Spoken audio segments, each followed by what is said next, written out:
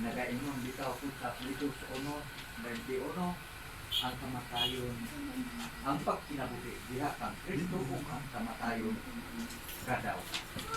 For me to live, and Christ unto die. Matod pa sa English, no? Na, salamat. Bisan pa diha sa chapter 11 dyan, na kayo mga apoy doon niya sa dito, sa walay katapusan doon sa matod pa sa chapter 11, verse 25. Nagaingon o salamat, maulang ka ng ako ang anay gikan sa Biblia o kadwa kanamo ng mga kaanakan na sumusunod sa among mga ginikanan nga siya di matuto ni pinaali sa Panginoon. Salamat po kayo.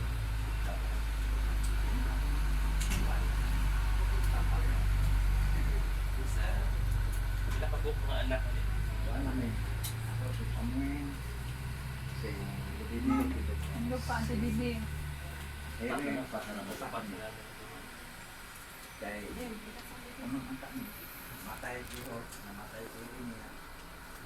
Kami naman, isang babae nawala, isang babae na. Just nagibilin si nanay. Padayo na din ang pagdoon. Nagibilin ni Nanay Teresa.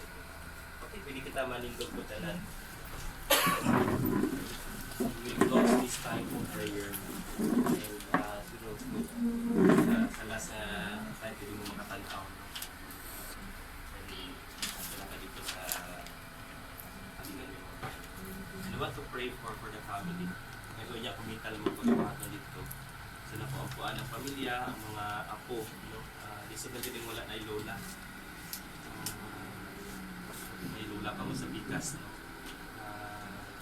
Pero mindot na dito na ay lola na sa ilang haligi na to sa pamilya. Hindi ko ito sa Ginoo.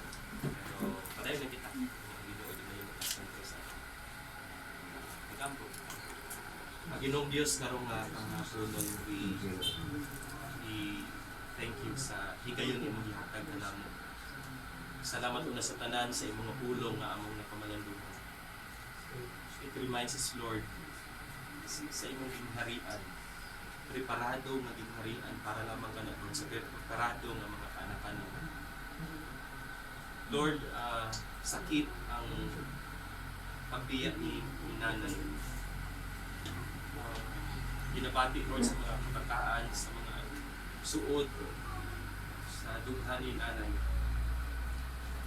Ang kamingaw, ang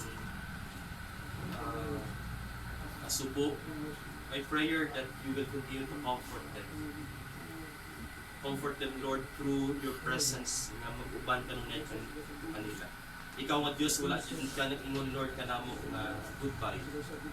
In fact, promise ka namo, Lord, that I will never leave you, I will never forsake you, I will always be with you. And I pray, ikaw dyan mag-comfort sa kanang ginong Diyos na nakakaroon dito. Ligo na sila. Na sila po, Lord, dili sila mag-undang sa pagpangalaga din at kanina. Lord, pagpadayon sila hangtod sa imong ikaduwa nga pagbalik. Makapalaganin mo sila nga matinumanon. And sa imong pagbalik, Lord, when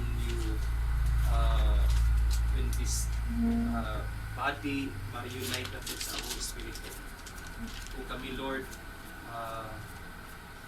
mo puyo diha kanimo, we will be having a wonderful reunion diha sa imong gibuhian. Makita na mo sila na we will be with her for the rest of our life for eternity. Lord, kana akong pangandoy sa panimalay. Kana akong desire, comfort them and prepare them for eternity. Lord, among danhon pero sila dito sa cemetery. Ikaw din mag-auban ka na mo sa among mga dalanon, ikaw mag-protekta ka na mo. Ihatag maayong panahon, sa init na panahon, Lord, continue to preserve our health, and ikaw dito magalikon sa emotion. Kami, Lord, kanunay mo tutok to diha kami. Lord, our Father God in heaven, be with them always.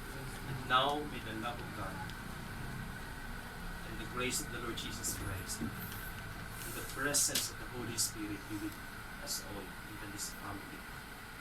In the name of the Father, and of the Son, and of the Holy Spirit, in Jesus' name. Sige, sa kata mag-tanaw.